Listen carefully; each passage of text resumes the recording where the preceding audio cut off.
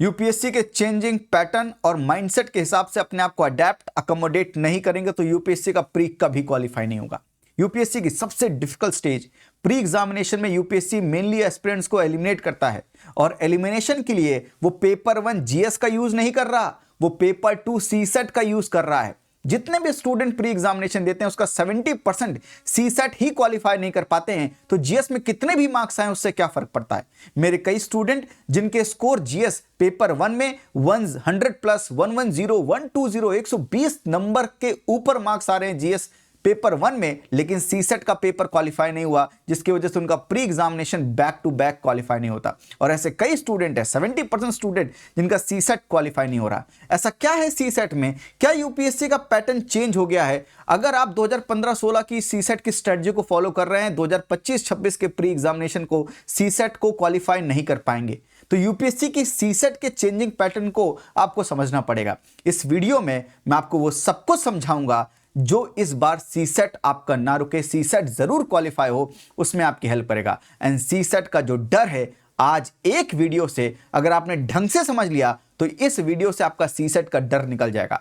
देखिए, UPSC CSAT में अब फॉर्मूला बेस्ड क्वेश्चन जब पूछने की कोशिश करता है तो फॉर्मूला लगाने की बात नहीं कर रहा, वो लॉजिक बेस्ड क्वेश्चन बना रहा है। मैं आपको एग्जांपल के साथ पूरी इस वीडियो में समझाऊंगा। तो इस वीडियो में हम क्या करेंगे, just let me give you a short explanation of that, कि इन नेक्स्ट 20-30 मिनट्स सीसेट आप जिस ढंग से प्रिपेयर कर रहे हैं वो ढंग अब एग्जिस्ट नहीं करना चाहिए। जिस ढंग से अगर आप सीसेट प्रिपेयर कर रहे हैं 2015-16 की स्ट्रेटजी को लगाकर, इस ढंग से सीसेट नहीं होगा। तो वो ढंग क्या है, वो क्या गलतियां आप कर रहे हैं, साथ में एग्जैक्ट 80 प्लस मार्क्स कैसे स्कोर करें ताकि आप सेफ स्कोर पर पहुंच जाएं, उसके बाद सीसेट आपका क्वालिफाई हो जाए और पूरा मिनिमम इनपुट पर मैक्सिमम आउटपुट आ जाए और जीएस पर आपका फोकस रहे। सीसेट को कैसे करें ताकि एक स्मार्टली सीसेट को हैंडल कर ले जाए। साथ में सीसेट की पीवाईक्यू एनालिसिस को समझने के बाद आप कैसे समझ सकते हैं कि आपका टाइप क्या है और अपने टाइप के अकॉर्डिंग आप कैसे क्वेश्चन को सिलेक्ट करके कर सकते हैं। सीसेट का माइंडसेट जो कि 100,000% वर्क करता है, वो माइंडसेट क्या है और इस बार 2026 के प्री में कौन कौन से टॉपिक्स इंपॉर्टेंट हो सकते हैं। If you are serious about pre examination, pre 2026 देने वाले हैं, then don't skip any part of this video. This video is going to be a boon for you. In just one video you are going to understand the complete CSAT strategy, and also hit the like button right now so that YouTube can promote this particular video to most of the aspirants. क्योंकि जिस तरह से CSAT में आप परेशान हैं वैसे कई एस्पिरेंट्स परेशान हैं और उस परेशानी से अगर वो जूझ रहे हैं तो ये वीडियो उनकी प्रॉब्लम को सॉल्व कर सकता है। Let's begin. एस्पिरेंट का सबसे प्रॉब्लम होता है सीसेट में माइंडसेट के लेवल पर। द 3 बिगेस्ट मिथ जो कि सीसेट में है जिसकी वजह से स्टूडेंट अपने माइंडसेट की वजह से फेल हो रहा है। पहला, क्योंकि उसको लगता है कि सीसेट एक क्वालिफाइंग पेपर है, इसलिए लास्ट महीनों में, लास्ट मंथ्स में, अप्रैल मई में सीसेट को प्रिपेयर करने की गलती करते हैं, जिसकी वजह से जो स्टूडेंट जीएस1 में बहुत बेहतर मार्क्स स्कोर करते हैं वो सीसेट को क्वालिफाई नहीं कर पाते और प्रीलिम्स एग्जामिनेशन में फेल हो जाते हैं because of this attitude, this mindset of theirs कि हम आराम से लास्ट के महीनों में सीसेट क्वालिफाई कर लेंगे। दूसरा ये मिथ है कि कुछ लोग ये सोचते हैं कि हमारा मैथ्स बड़ा अच्छा है इसलिए हमसे सीसेट आसानी से हो जाएगा। अगर आपने 2022 से ट्रेंड को देखा है, समझा है, 2023 के पेपर को, यूपीएससी प्री 2023 के पेपर को देखा है, इवन आईआईटीएंस को भी उनका चेहरा मिरर में दिख गया होगा जिस तरह से वो फेल हुए हैं। इसका मतलब है UPSC now putting emphasis on logical question over formula based question. Formula based question भी पूछता है लेकिन वो चाहता है कि कुछ ऐसे सवाल, डिफिकल्ट क्वेश्चन आपको देता है जहां पे फॉर्मूला नहीं, लॉजिक यूज करके आप उन सवालों को कर सकते हैं। वो सवाल हैं कौन से? जैसे यूपीएससी प्री 2024 के इस सवाल को देखिए और खुद भी लगाने की कोशिश कीजिए। इसका जवाब मुझे कमेंट सेक्शन में दीजिए ताकि मुझे आपका पार्टिसिपेशन भी दिखे कि हाँ आप पार्टिसिपेट कर रहे हैं और मैं समझ सकूं कि हाँ हम और आप मिलकर इन चीजों को टैकल कर सकते हैं। 2 की पावर 333, 3 की power 2 is divisible by which of the following numbers? ऐसा सवाल पूछा। ऐसे सवालों को करने के लिए मात्र 2 सेकंड चाहिए। अगर फॉर्मूला लगाएंगे तो लगाते रह जाएंगे पर आंसर नहीं आएगा, लेकिन अगर फॉर्मूला बिना लगाए इसको करेंगे तो आराम से हो जाएगा। कैसे? अगर 2 की पावर कुछ भी हो ये हमेशा एक इवन नंबर आएगा। चाहे 2 की पावर 1 देखिए 2 आता है, 2 की पावर 2 4, 2 की पावर 3 8, 2 की पावर 4 16। तो 2 की पावर कोई भी हो हमेशा एक इवन नंबर आएगा। Got the point? और 3 की पावर कोई भी हो हमेशा एक ऑड नंबर आएगा। तो 2 की पावर कुछ भी आप ले लो वो हमेशा एक इवन नंबर आएगा, और 3 की पावर कुछ भी ले लीजिए हमेशा ऑड नंबर आएगा। और अगर आप इवन में ऑड ऐड करते हैं तो हमेशा एक ऑड वैल्यू आएगी।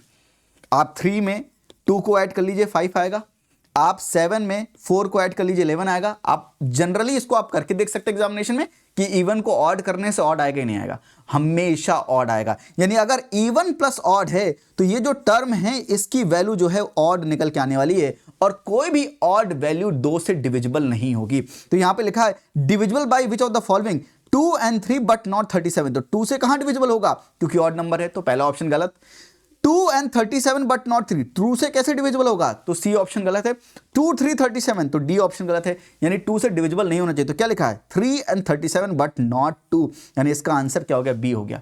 देख के सवाल का जवाब दे सकते हैं, क्योंकि आपने 2 की पावर 3 लिखा है प्लस 3 की पावर 2 लिखा है। इसका कोई फॉर्मूला निकाल कर और कुछ बड़ा एक्सप्लेनेशन नहीं किया, सिर्फ लॉजिक लगाया कि ये हमेशा इवन होगा, ये हमेशा ऑड होगा, तो इन दोनों का समेशन ऑड होगा। अगर दोनों का समेशन ऑड है तो 2 से कभी भी डिविजिबल नहीं होगा, तो ए, सी एंड डी एलिमिनेट हो जाएंगे, आंसर बी हो जाएगा।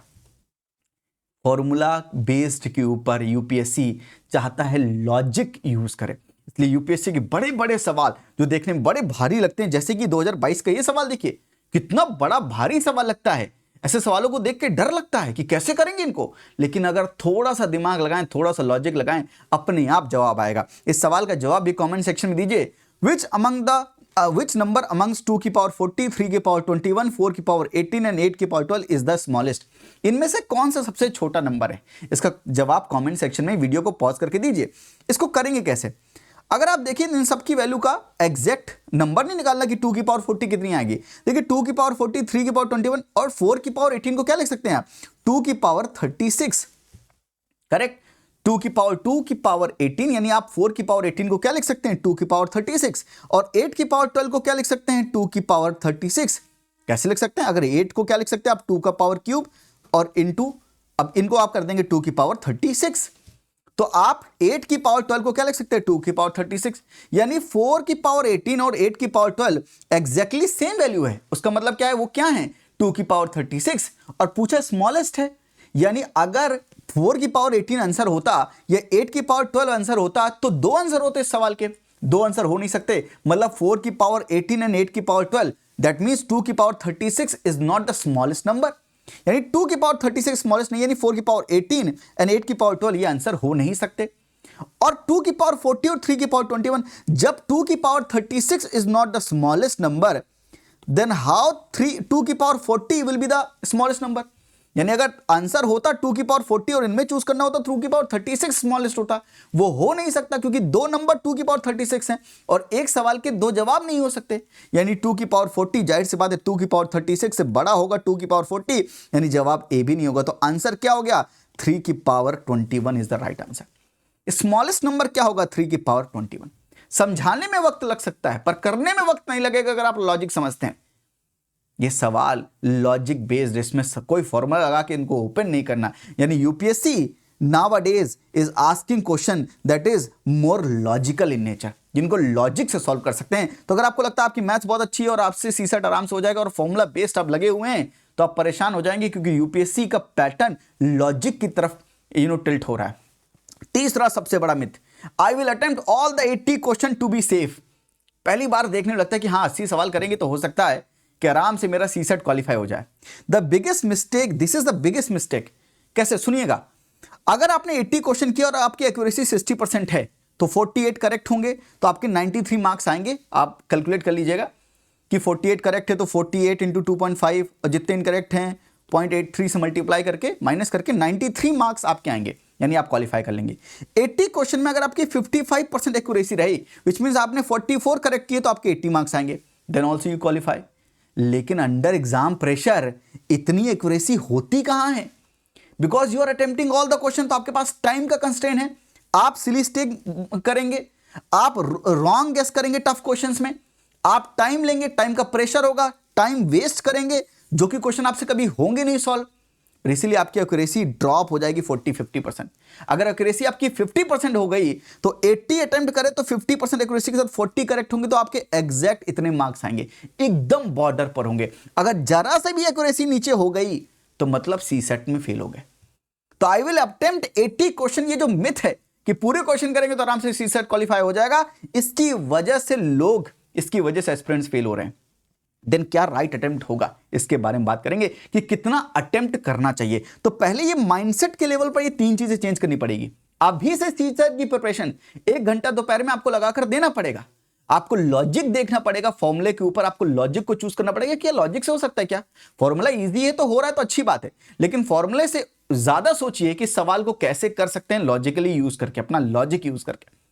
और साथ में 80 करना क्या सही है, कितना करना चाहिए, ये मैं आपको समझाऊंगा। नेक्स्ट, सीसेट का ट्रेंड का एनालिसिस करती है।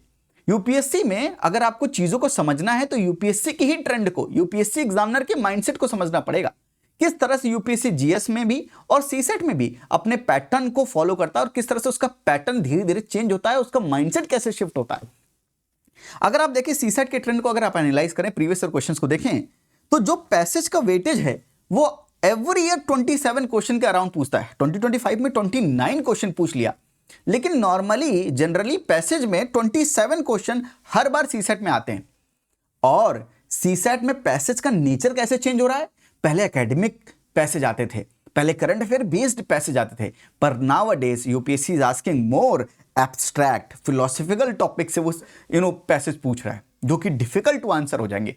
Most appropriate, most rational, what is the assumption, इस टाइप के सवाल जब वो पूछ रहा है तो जब फिलोसॉफिकल नेचर हो जाता तो अजम्पशन करना भी मुश्किल हो जाता। लेकिन उन सबका एक तोड़ है। कॉम्प्रहेंशन अगर आप कर रहे हैं तो कॉम्प्रहेंशन में 27 और 23 आराम से सही हो सकते हैं, उसका एक तोड़ है, एक तरीका है। वो तरीका जो मैं अपने मेंटर स्टूडेंट को सिखाता हूं, उससे 27 और 23 मात्र 40 to 45 मिनट्स में आराम से कंप्लीट करने के बाद पैसेज 23 करेक्ट होते, ये एक्यूरेसी आती है। वो एक तरीका है जो आपको सीखना पड़ेगा। पैसेज 27 क्वेश्चंस, इक्वल वेटेज है, ये प्रीवियस क्वेश्चंस के एनालिसिस से पता चला। और साथ में ये पता चला कि यूपीएससी का पैटर्न कैसे चेंज हो रहा है पैसेजेस में। दूसरा, यूपीएससी का अगर आप पैटर्न नोटिस करें तो सर्टेन टॉपिक्स को हाई नंबर ऑफ क्वेश्चन आते हैं किसी एक पर्टिकुलर ईयर में, सर्टेन टॉपिक से इक्वल नंबर ऑफ क्वेश्चन आते हैं every year, and certain topic से लेस नंबर ऑफ क्वेश्चन आते हैं। तो यूपीएससी का एक पैटर्न है, जिस पैटर्न के हिसाब से किसी एक ईयर में ज्यादा क्वेश्चन आते हैं किसी एक टॉपिक से, और उसी टॉपिक से अगले ईयर में कम क्वेश्चंस आते हैं। तो यूपीएससी के जब हमने डिफरेंट टॉपिक्स को एनालाइज किया ओवर 10 ईयर्स, तो हमें समझ में आ रहा है कि यूपीएससी का पैटर्न कैसे चेंज हो रहा है। सर्टेन टॉपिक्स की ऑल्टरनेट फ्रीक्वेंसी है, यानी एक टॉपिक से अगर 2024 में ज्यादा सवाल पूछे गए तो 2025 में कम सवाल पूछे गए तो 2026 में ज्यादा सवाल पूछे जाएंगे। वो टॉपिक्स कौन से होंगे ये भी मैं बताऊंगा, जिनको आपको प्रिपेयर करना है, जो कि 2026 के लिए बड़े इंपॉर्टेंट है। इसी ट्रेंड को एनालाइज करके मैं बताऊंगा।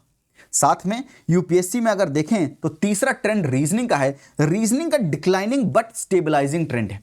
2015 में 2015 में 22 क्वेश्चन रीजनिंग से पूछते थे, 2024 में मात्र 15 क्वेश्चन आए हैं, एंड 2025 में 2025 में 18 क्वेश्चन रीजनिंग से आ रहे हैं। यानी रीजनिंग का वेटेज ओवर द 10 ईयर्स अगर आप देखें तो 22 से 18 यानी धीरे धीरे डिक्लाइन हुआ है, लेकिन नाउ स्टेबलाइजिंग ऑल्सो कि 15-18 की रेंज में अब चल रहा है।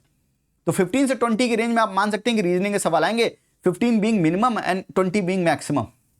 उससे ज्यादा सवाल रीजनिंग से पूछ नहीं रहा, यानी सीसेट में पैसेज से इक्वल वेटेज है, रीजनिंग का कम हो रहा है, तो किसका बढ़ रहा होगा, मैथ्स का वेटेज बढ़ रहा है, और इसीलिए स्टूडेंट्स को ट्रबल हो रहा है। आई होप यूर अंडरस्टैंडिंग कि किस तरह से ये ट्रेंड आपको बताता है कि यूपीएससी का सीसेट हमें कैसे तैयार करना है। तो अब क्या होगा प्री 2026 में, कौन से टॉपिक्स इंपॉर्टेंट होंगे, कैसे इस सीसेट के मॉन्स्टर को मैनेज करें, कैसे सीसेट को क्वालिफाई करें ईज के साथ, ताकि इतना ना पढ़ना पड़े कि हमारा जीएस कॉम्प्रोमाइज हो जाए और इतना कम भी ना पढ़े कि सीसेट कॉम्प्रोमाइज हो जाए। कैसे वो बैलेंस पर पहुंचे, कितना करें ताकि सीसेट क्वालिफाई हो जाए। ये स्ट्रेटजी 1000%, ये माइंडसेट जो मैं बताने वाला हूं, ताकि आप 80+ स्कोर आराम से करेंगे, इसको ढंग से सुनिएगा और दिमाग में बिठा लीजिए। 3 पिलर पे काम करिए।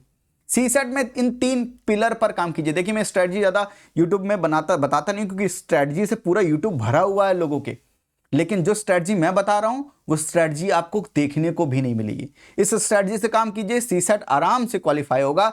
मैं आपसे ये प्रॉमिस करता हूं कि स्ट्रेटजी को फॉलो करेंगे और इस माइंडसेट को फॉलो करेंगे तो आपका सीसेट नहीं रुकेगा इस बार।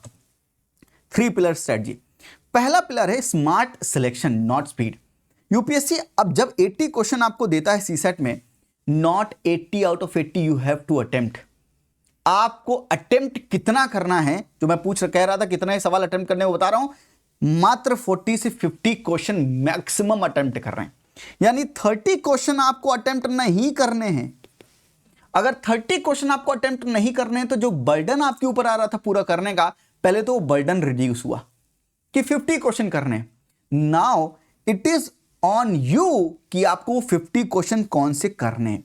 मैं आपको बताता हूं 27 कॉम्प्रिहेंशन के करने ही करने हैं, जिसमें आपकी एक्यूरेसी 23 क्वेश्चन 23 करेक्ट आएगी, चाहे यूपीएससी का कॉम्प्रिहेंशन कितना भी वेरिएबल क्यों ना हो जाए। यूपीएससी का वो कॉम्प्रिहेंशन का माइंडसेट फॉलो करेंगे तो यूपीएससी में 27 कॉम्प्रिहेंशन में आराम से 23 कॉम्प्रिहेंशन आपके सही होंगे, गिरी हालत में भी।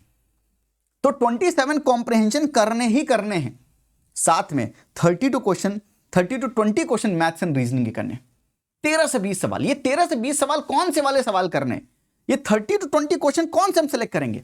तो यूपीएससी का जब भी पेपर आएगा सीसेट का, ये जब भी आप प्रीवियस क्वेश्चन सब सॉल्व करोगे, पेपर ईयर वाइज सॉल्व करना और देखना कि सवाल पेपर जैसे आपके हाथ में है, तो आप सबसे पहले सेलेक्ट करना ये 30 to 20 क्वेश्चन कौन से जो मुझे करने हैं, क्योंकि 27 कॉम्प्रिहेंशन तो करने ही करने हैं। अब आपको मात्र 20 क्वेश्चन सेलेक्ट करने हैं ताकि आप इन 20 क्वेश्चंस को आराम से कर पाए। मैं कैसे बोलूंगा आराम से कर पाए, इसका भी बताता हूं। यानी पहला पिलर क्या है कि आप सेलेक्ट करें वो 20 क्वेश्चन मैथ्स एंड रीजनिंग के जो आपको करने हैं। फिर ये सेलेक्ट कैसे करते हैं, welcome to pillar number 2, identify your type. जैसे हम बोलते हैं ना कि हमें ऐसी लड़की चाहिए, ये मेरा टाइप है, हमें ऐसा लड़का चाहिए, ये हमारा टाइप है, या हमें ऐसे इंसान चाहिए, ये हमारा टाइप है। व्हाट इज योर टाइप, जो आपको पसंद है, जो आपको एक बार में समझ में आ जाते हैं, जिनसे आप आराम से मिल सकते हैं, बात कर सकते हैं और आपकी वो बात समझते हैं, दैट इज योर टाइप। तो कैसे समझे कि आपका टाइप क्या है सीसेट में, how, only previous year questions will tell. Previous year questions आपको बताएंगे कि कौन सा आपका टाइप है और किस टाइप की प्रैक्टिस आपको 1000 टाइम्स करनी है, ताकि वो टाइप जैसे एग्जामिनेशन में देखे आप उसी टाइप पर टिक करो, उसी को आंसर करो। फॉर एग्जाम्पल मैंने आपके लिए एनालिसिस किया, मान लीजिए एक बड़ा इंपॉर्टेंट टॉपिक है नंबर सिस्टम, तो कैसे करें, टाइप क्या है, उस टाइप को जानने के लिए पहले ये देखें कि नंबर सिस्टम में कितने, ये स्क्रीनशॉट है जाहिर सी बात है, कितने टाइप के क्वेश्चन है, इसलिए थोड़ा ब्लर है, कितने टाइप के क्वेश्चन है। तो मान लीजिए एक टाइप है जहां पर काउंटिंग प्रिंसिपल पे काम होता है, ये सवाल काउंटिंग प्रिंसिपल के हो गए। दूसरा है question based on 2 and 3 digit numbers. तीसरा टाइप है यूनिट डिजिट, कि भाई यूनिट डिजिट पे कितना हो, कौन सा नंबर आएगा, या इसको 10 से डिवाइड करेंगे तो कितना रिमाइंडर बचेगा, that is unit digit concept. चौथा है जहां पर वो एक्सपोनेंट पूछता है, या नंबर ऑफ जीरोस कितने आएंगे, उस टाइप के क्वेश्चन पूछता है, इस टाइप के क्वेश्चन पूछता है। Fifth type is number of factors, आपको बोलेगा ये नंबर है, इसके कितने नंबर ऑफ फैक्टर्स होंगे, कौन कौन से नंबर इसको डिवाइड कर सकते हैं, नंबर ऑफ फैक्टर्स कितने होंगे, ये नेक्स्ट टाइप है। Next type is square, cube, square root से सवाल पूछता है। Next type is statement based question पूछता है नंबर सिस्टम से। So let's say these are types of questions जो कि एक टॉपिक से आई है। कैसे निकाला हमने, 5-10 साल की पीवाईक्यू का एनालिसिस की और देखा कि इस नंबर सिस्टम में कितने टाइप के सवाल पूछे गए, ये टाइप हैं क्या, और ये टाइप जानने के बाद हमने क्या किया, इन टाइप के ऊपर इन सवालों को लगाकर देखा कि टाइप हमसे सॉल्व होगा कि नहीं होगा, इस टाइप को सॉल्व करने के लिए कितनी नॉलेज रिक्वायर्ड है, क्या रैशनल लगाना है, और इनकी बार बार प्रैक्टिस की। और बार बार प्रैक्टिस करने से आपको क्या पता चला कि आपका टाइप क्या है। जैसे आपको पता चला कि आपका टाइप क्या है, तो आप तुरंत सेलेक्ट कर लेंगे कि मुझे कौन से क्वेश्चंस 13 से 20 सवाल कौन से मैथ्स एंड रीजनिंग के करने हैं। एंड लास्ट पिलर इज कैसे आप टाइम एलोकेट करेंगे। 27 क्वेश्चन आरसी के आराम से 45 मिनट्स में होंगे, जिसमें 23 आराम से करेक्ट होंगे यूजिंग माई कॉम्प्रिहेंशन स्ट्रेटजी, जो मैं मेंटरशिप स्टूडेंट को बताता हूं। अगर जनवरी में प्रीलिम्स मेंटरशिप प्रोग्राम लॉन्च होगा, उसमें भी मैं सीसेट की स्ट्रेटजी बताऊंगा, उसमें कॉम्प्रिहेंशन में समझाऊंगा, कॉम्प्रिहेंशन में उसमें कराता हूं प्रीलिम्स मेंटरशिप प्रोग्राम में बैठ के आपको सब कॉम्प्रिहेंशन कराता हूं, ताकि 27 में आपके 23 इजीली करेक्ट हों। साथ में मैथ्स एंड रीजनिंग के लिए 15 से 20 सवाल है, इसलिए आपको स्पीड का गेम नहीं है। इनको 20 सवाल के लिए 60 to 65 मिनट्स है, यानी पर क्वेश्चन 3 मिनट्स है। आप आराम से बिना हड़बड़ाए, बिना सिली मिस्टेक किए, आराम से काउंटिंग करके ये मैथ्स एंड रीजनिंग के 15 से 20 सवाल अपने टाइप के कर सकते हैं। और फिर भी 10 मिनट बाकी रहेंगे जिसमें आप OMR अदर चीजें कर सकते हैं। ये रहा टाइम एलोकेशन, ना प्रेशर पड़ेगा, आपको अपना टाइप पता होगा क्योंकि आपने सिलेक्ट किया। ये 3 पिलर स्ट्रेटजी फॉलो करेंगे तो आप आराम से 80 प्लस स्कोर कर सकते हैं सीसेट में, और सीसेट आपका कभी नहीं रुकेगा। इस सीसेट में ये टाइप क्या होते हैं, इनको जानने के लिए अगर आप चाहते हैं और जानें तो मैं सीसेट की और वीडियोस बनाकर आपको कुछ टाइप का कुछ टाइप आपको करवा भी सकता हूं, ताकि आपके पास वो होल्ड आ जाए कि स्टेटमेंट बेस्ड क्वेश्चन करने का क्या ढंग होता है। वो ढंग मैं आपको सिखा सकता हूं। अगर आप मुझे कमेंट बताएंगे कि ढंग भी सिखा दीजिए तो मैं ये ढंग भी सिखा दूंगा इसी यूट्यूब चैनल पर। तो सब्सक्राइब करना ना भूलें। इस यूट्यूब की जो सीसेट की स्ट्रेटजी है, इस यूट्यूब में जो मैंने सीसेट की स्ट्रेटजी डाली है, ये मेरी पहली स्ट्रेटजी वीडियो जहां पर मैं आपको स्ट्रेटजी सिखा रहा हूं। अदरवाइज ये सब चीजें मैं मेंटरशिप के सेशन में सिखाता हूं। आई होप ये जो चीज हम पेड में कराते हैं, जिसको मैंने आपको फ्री में यहां पर बताया, इसकी वैल्यू आप समझेंगे और इस पर आप काम करेंगे। मैंने ये क्यों बताना चाहा, क्योंकि मैं रोज हमेशा ये देखता हूं और लोगों की यही कंप्लेन सुनता हूं कि सर सीसेट बड़ा डिफिकल्ट है, सीसेट नहीं हो रहा है, कैसे करें। कोचिंग इंस्टीट्यूट इतना ढेर सारा पढ़ा देते कि समझ नहीं आता। तो प्रॉब्लम यही है कि आपको अपना टाइप भी भूल जाता है कि आपका टाइप क्या है। इतने टाइप पढ़ लेते, इतना डीपली पढ़ लेते कि आपको अपना टाइप भूल जाता है। फिर वहां पर आप हर सवाल को, एग्जामिनेशन में हर सवाल को करने की कोशिश करते हैं और फिर हर सवाल में टाइम वेस्ट करते हैं, जिसकी वजह से एग्जामिनेशन नहीं हो पाता। मैं चाहता हूं सीसेट वो पेन पॉइंट ना बने आपके जीवन में फेलियर का। सीसेट क्वालिफाई हो, जीएस में खूब मेहनत करके, जीएस में अच्छे मार्क्स लाकर, तब आप कंपटीशन के घेरे में आकर अपने आप को प्रूव करके प्री क्वालिफाई करें। आई होप इस वीडियो ने आपकी मदद की तो लोगों को शेयर कीजिएगा, उन तक भी पहुंचाइएगा जिनका भी पेन पॉइंट यही है कि सीसेट मुझसे नहीं हो रहा, क्या करूं सीसेट में। आपके जैसे हजारों लोग हैं, लाखों लोग हैं जिनका सीसेट नहीं हो रहा। ये वीडियो उन तक पहुंचाना भी आपकी ड्यूटी है, क्योंकि कर भला तो हो भला, करिए भला तभी होगा भला। आज के लिए इतना ही। हंसते रहिए, मुस्कुराते रहिए। थैंक यू, नमस्ते, जय हिंद।